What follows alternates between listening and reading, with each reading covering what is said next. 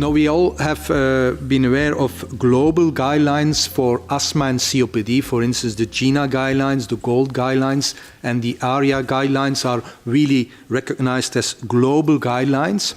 And the scientific societies also have a place in guideline development.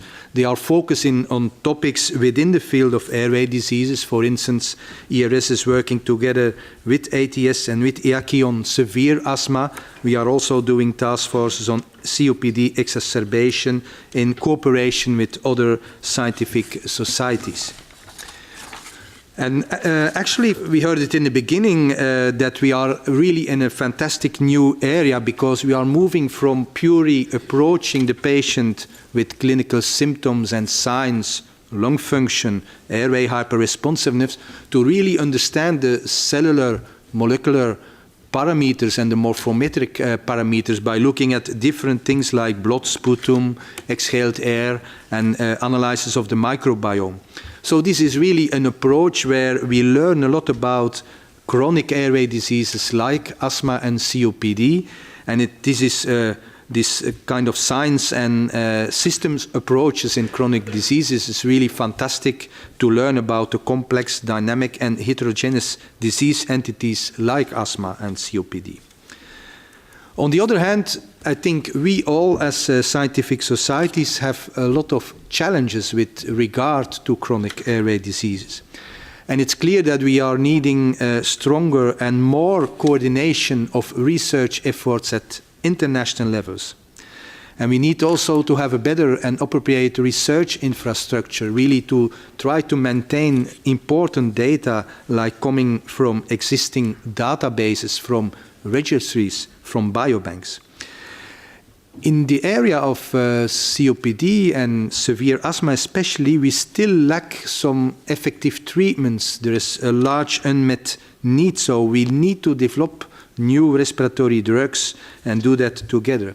And last but not least, the clinicians in the clinical trials, and we all in Europe and internationally are also faced with complex regulations with regard to doing clinical trials, with regard to data privacy, so with resulting lack of capacity to coordinate and manage large-scale multi-center clinical studies.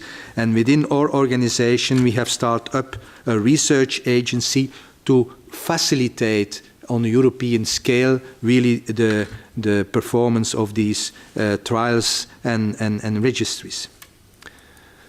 We work a lot on advocacy and come regularly to the Parliament, and this is an example here of a joint advocacy and awareness raising we did do on chronic respiratory disease, and you will recognize also Peter Hellings, who has been so active in organizing also this meeting. So in January we were here also to promote ACT, Believe and Care and the chronic respiratory diseases.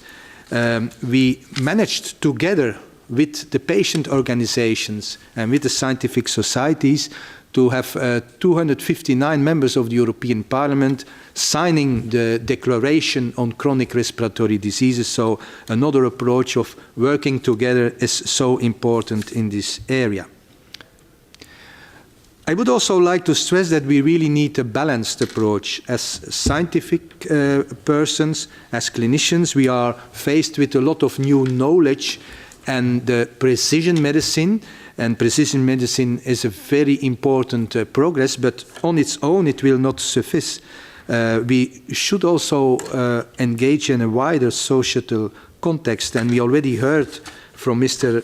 Martin Sechel on the importance of public health, public policies, population-based interventions, looking at target health determinants such as social inequalities and also the risk factors with regard to smoking and air pollution. There we really need also to have that view and that approach. And to do this, during my presidency, we have taken the initiative to organize a respiratory summit on the public health approach to lung diseases. And the public health pyramid nicely demonstrates you the importance of population-based impact.